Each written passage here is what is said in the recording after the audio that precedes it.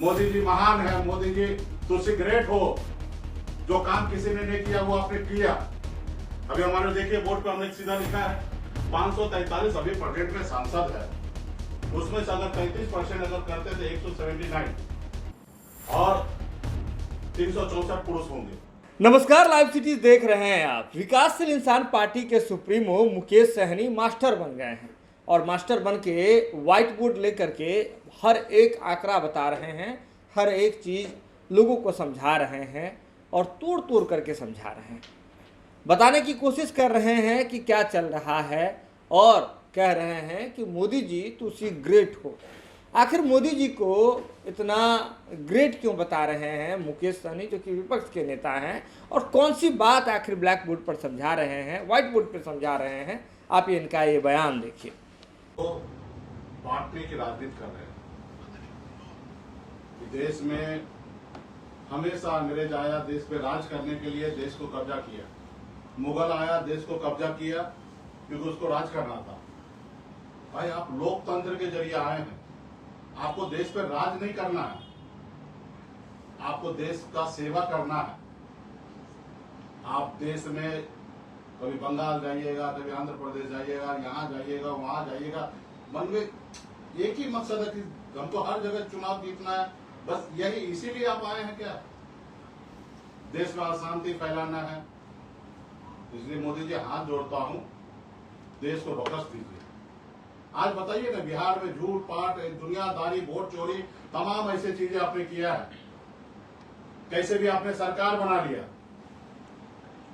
25 से 30 नीतीश कुमार फिर क्या हुआ? 3 महीने में आपने नीतीश कुमार को बाहर कर दिया।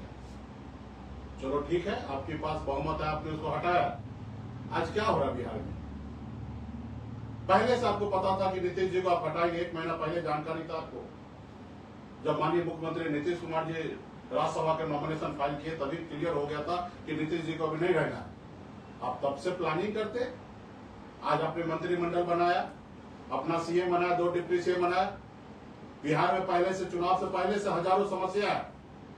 राजमाचार संहिता लगा, राज्य में पैसा नहीं है। जो पैसा बिहार को चलाने के लिए था वो अपने चुनाव जीतने के लिए लोगों को 10-10 हजार रुपया खाता में देना था। तमाम ऐसे योजना लाना जिसके लिए आपको चुनाव जीतना था। राज्य के 40,000 करोड़ रुपया आपने खर्चा कर दिया, खजाना खाली कर दिया। राज्य में 5 लाख का मामूली पेमेंट नहीं हो रहा किसी कॉन्ट्रैक्टर को। यहाँ 10 लाख कर्मचारी है, उनको सैलरी नहीं मिल रहा है। उसके बाद अभी आपने क्या किया? सिर्फ 3 मंत्री शपथ लिए हैं, पूरा मंत्रिमंडल खाली है, क्योंकि आपको बिहार से कोई लेना देना है ही नहीं। आपको एक ही था, बिहार पे राज करना, सरकार बनाना, वो आपने बना लिया। अभी आप बंगाल के पीछे लगे हैं, आसाम के पीछे लगा, अलग अलग प्रदेश में लगे हैं। लेकिन भाई बिहार के लिए काम कौन होगा, कौन करेगा? जब 1 महीना पहले पता था कि नीतीश जी को हटाना है, तो आपको मंत्रिमंडल कम से कम बनाते, आधा बनाते। सब लोग आपके पास, कुछ लोगों को बनाना ही है, तो फिर आप इंतजार किसका कर रहे हैं भाई? इससे पूरा बिहार का काम जो है अस्त व्यस्त हो चुका है, किसी का काम नहीं हो रहा। तो ये सब आप नहीं कीजिएगा, देश के लोगों को परेशान कीजिएगा। देश में जो समस्या है, वो समस्या को आप एड्रेस नहीं कीजिएगा। तमाम ऐसी चीजें आप करने के लिए जा रहे हैं।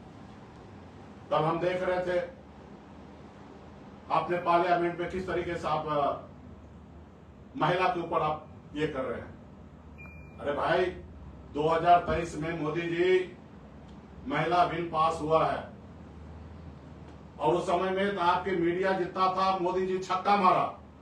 मोदी जी महान है, मोदी जी तुसी ग्रेट हो, जो काम किसी ने नहीं किया वो आपने किया। कितना वाहवाही लिया आपने, सब सम्मति से आपने पास किया। 33% महिला को आरक्षण देने की आपने बात किया 23 में, उसके नाम पे 24 में आपने वोट ले लिया।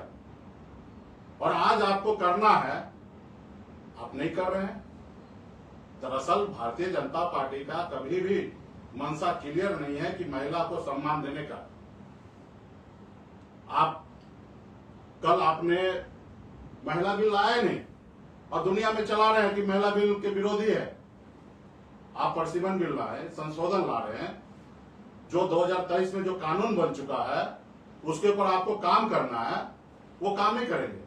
दरअसल मैं आप लोगों को बता दूं, ये महिला बिल नहीं, ये पुरुष बिल लाए हैं। उनको पता है कि अगर मोदी जी कर देते 543 सांसद में से 33% अगर वो आरक्षण महिला को कर देते तो इनके बहुत सारे सांसद जो है ना घर बैठ जाएंगे। और इसके लिए उन्होंने एक नई रणनीति बनाना, क्योंकि उनको देना भी नहीं है। अभी हमारे देखिए बोर्ड पर हमने सीधा लिखा है 543 अभी प्रेजेंट में सांसद है, उसमें से अगर 33% अगर करते तो 179 सांसद महिला होंगे और 364 पुरुष होंगे। यानी कि इनके पास अभी जो प्रेजेंट में जो सांसद है बहुत सारे लोगों को पत्ता कटना है। तो इन्होंने एक नया कह सकते हैं ये मैजिक ड्रामा उन्होंने लाया है कि भाई 850, अब बताइए 850 में 33% करते तो 280 होता है और 570 यानी कि 543 सांसद से अधिक सांसद पुरुष होंगे 570। ये रणनीति उनका है। और अभी प्रेजेंट 543 में से 74 वर्तमान में महिला है, यानी कि 469 पुरुष सांसद है। और मोदी जी का स्कीम पे ये 570 सांसद होना है। और इस तरीके से आप देखिए कि किस तरीके से महिला के नाम पे वो खेल रहे। हम लोगों का हमेशा लड़ाई है कि हमेशा देखा गया है कि बड़ी मछली जो होता है वो छोटी मछली का शिकार करते हैं।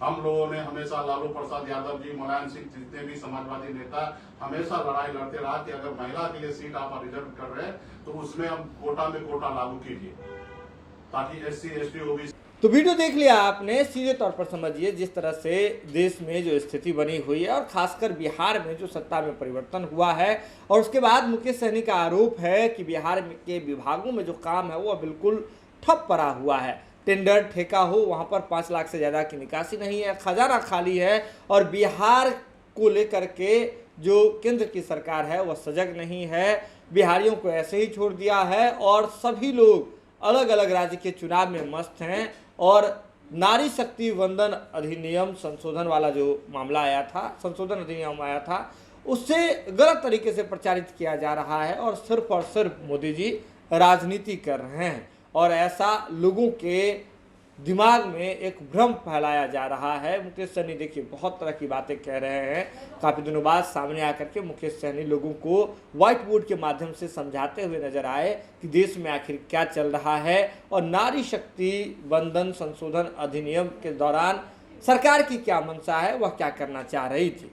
मुकेश सहनी की बातें, मुकेश सहनी का तरीका आपको कैसा लगा, बिल्कुल आप हमें कमेंट बॉक्स में बता सकते हैं। आप उनकी बातों से कितना इत्तेफाक रखते हैं यह भी आप हमें जानकारी दे सकते हैं। आप जुड़े हैं लाइव सीरीज के साथ। लाइव सीरीज पर खबरों का सिलसिला लगातार जारी है।